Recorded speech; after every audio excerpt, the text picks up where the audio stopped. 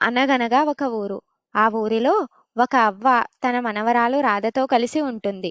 రాధ చాలా తెలివి తక్కువది. తనకు ఒక స్నేహితురాలు ఉంది. ఆమె పేరు వేణి.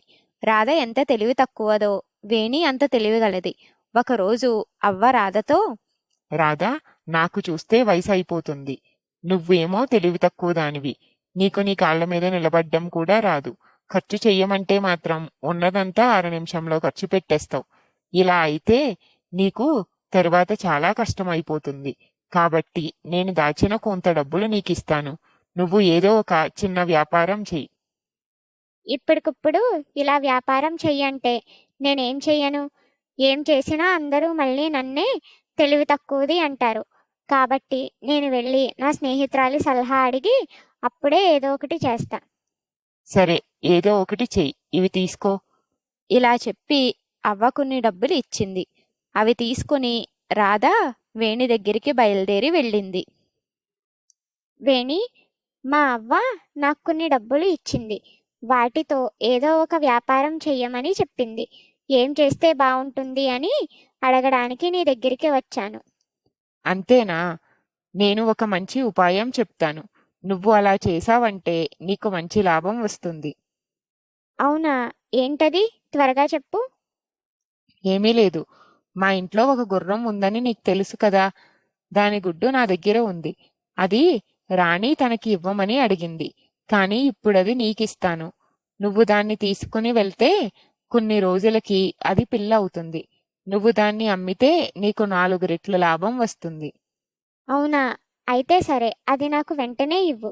అప్పుడు కష్టపడకుండానే నాకు లాభం వస్తుంది. అందరూ నన్ను మెచ్చుకుంటారు. అప్పుడు వేణి తన దగ్గర ఉన్న గుమ్మడికాయ ఇస్తుంది. దాన్ని తల మీద పెట్టుకుని రాధ బయలుదేరుతుంది. వెళ్తూ ఉండగా దారిలో ఆ గుమ్మడికాయ కింద పడి పగిలిపోతుంది.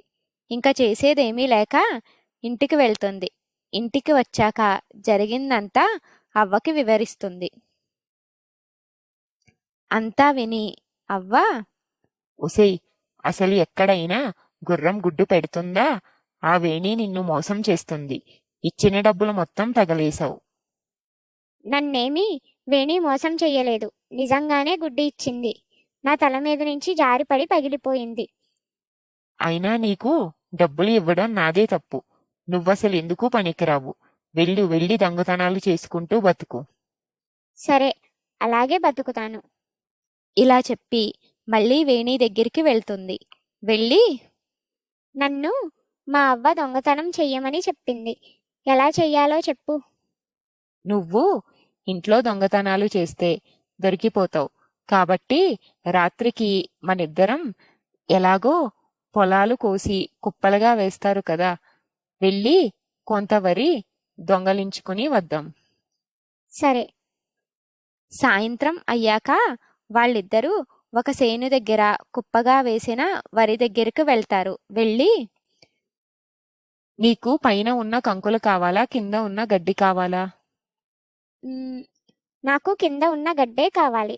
సరే, నువ్వు గడ్డి తీసుకో, నేను కంకులు తీసుకుంటాను.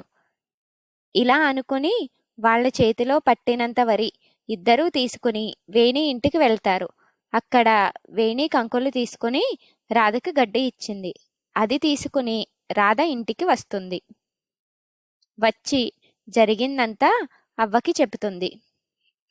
ఈ గడ్డితో నువ్వేం చేసుకుంటావే? మళ్ళీ నిన్ను ఆ వేణి మోసం చేసింది.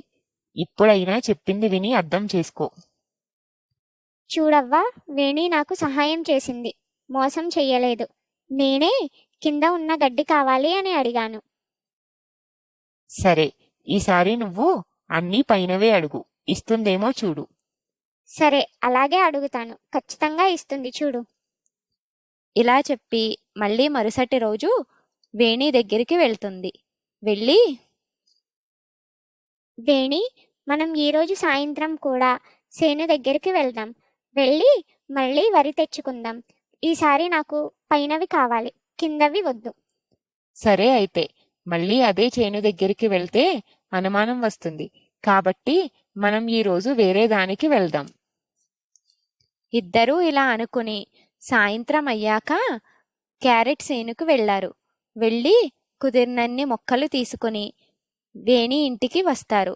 అక్కడ క్యారెట్లన్నీ వేణి తీసుకుని రాధకి మొక్కలు ఇస్తుంది. అవి తీసుకుని ఇంటికి వెళ్తుంది. వెళ్ళి జరిగిందంతా చెబుతుంది.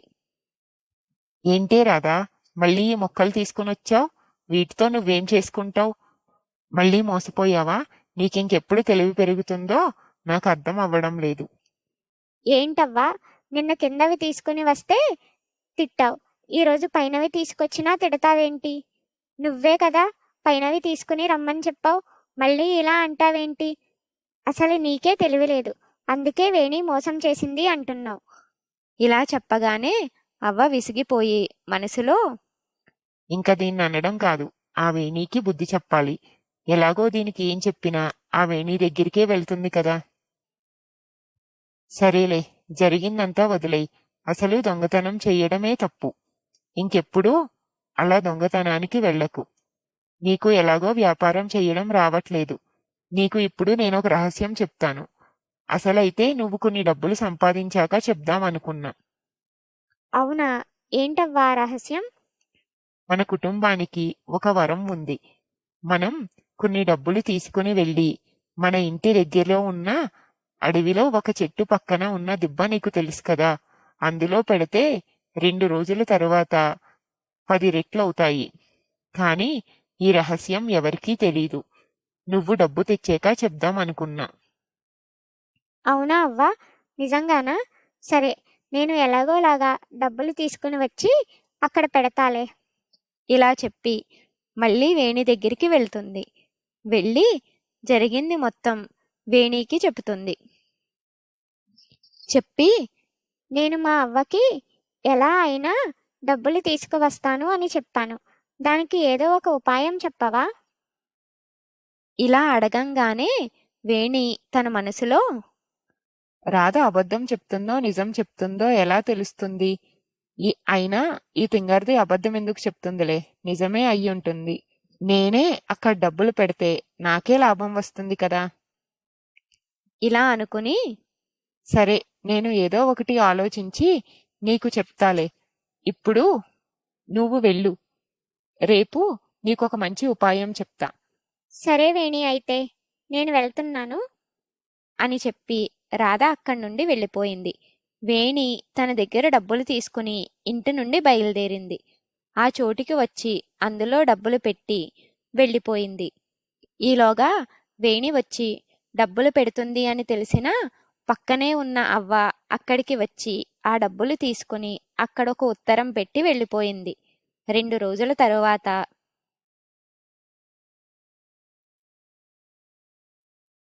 వేణి అక్కడికి వచ్చింది.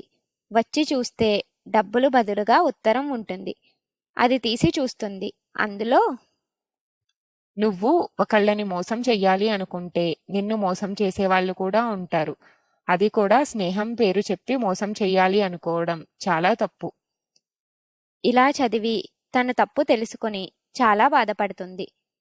Thank you so much for watching. మీకు మా కథ నచ్చినట్లయితే please support us by like, share, comment and subscribe to our channel. Thank you.